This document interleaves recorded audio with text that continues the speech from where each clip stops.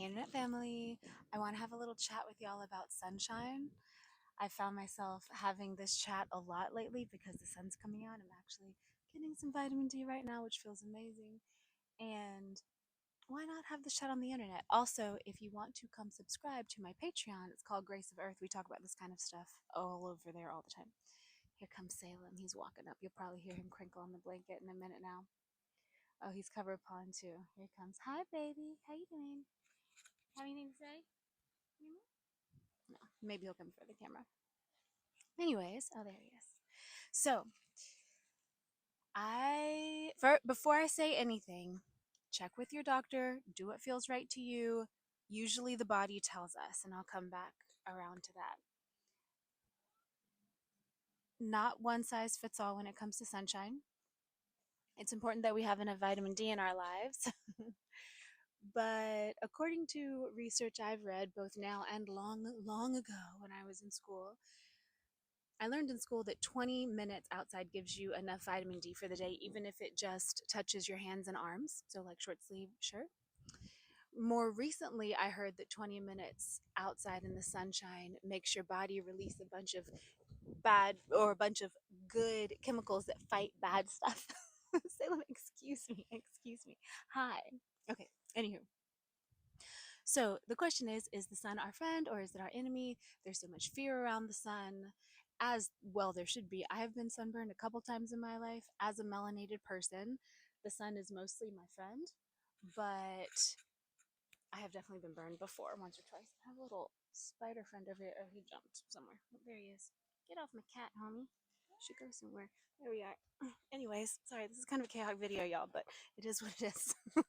So, sunshine. In 2010, I started sun gazing, and that's an ancient practice where you look at the sun when it is at the horizon, so it's filtered through a bunch of atmosphere. So it's not bad for your eyes. So do your own research. People are terrified of the sun. I get it, like I said. But I started doing it. I used a method for a few months that was you increase by 10 seconds a day. And I didn't love that, honestly. Like I said, I did it for a few months, but there were some days where I felt like I wanted to look longer, but didn't. And there were some days where I didn't want to look as long and did anyway. And one time I had the negative of the sunspot in my eyes for the whole day, and that really scared me. So, but I will say on that day, my body was telling me to look away, but that warrior spirit inside of me that finishes what she starts was like, no, I'm going to keep going. So, right there with all of the stuff I'm about to say, and also, disclaimer, doctor, blah, blah, blah. If your body likes it, it's usually good. If it starts to hurt or be uncomfortable, it's usually bad. You can use your common sense on this to some extent.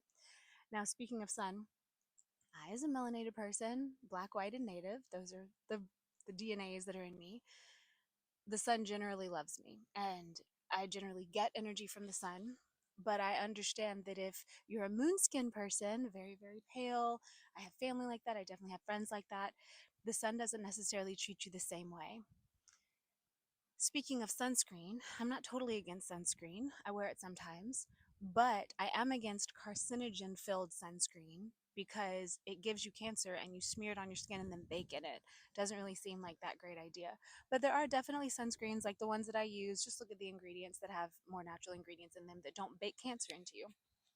If you are someone who wants a tan, also, I will just throw in here that it was so confusing as a biracial person growing up that all my girlfriends who were white would tan in the tanning bed for hours and hours over the course of the spring and summer to look like how I looked, but me and others like me who naturally look that way were like considered a lower echelon in the racist society. So weird. Anyway, if you want to tan, or if you just want to be more friendly with the sun, or if you just want to be healthy, here's my recommendation. Now, it depends on your skin tone and it depends on the amount of melanin, aka solar charger panels, that you have built into you. Even the palest, most sun sensitive person can be outside for a couple minutes at a time.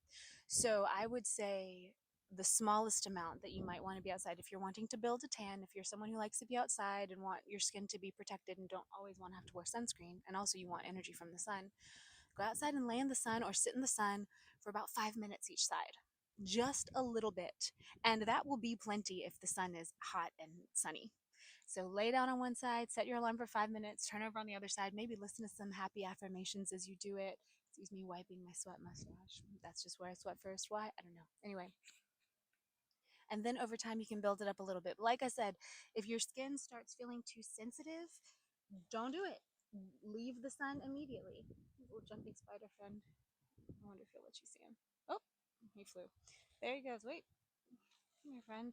I've seen creators who make videos with these little jumping spiders, and they're like little puppies. They're so sweet. And since I learned that, they don't freak me out at all anymore. In fact, I like them.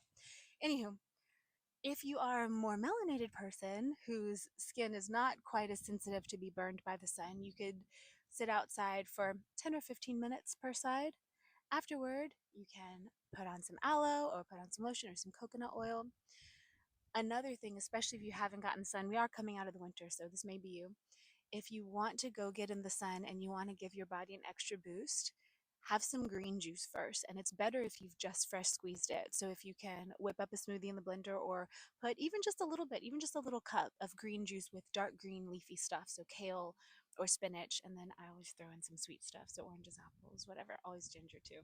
Really good. Anyways, guzzle that right before you come outside. And it's my belief, I have not seen this in the science, but it just makes sense to me. I've always felt this way, and I'm sure eventually the science will confirm that as your body's digesting that living green juice with all those live enzymes and the chlorophyll in it that's alive, it's almost like, at least this is what I've experienced, it's almost like your body learns to photosynthesize a little bit from those greens and it drinks the sun differently.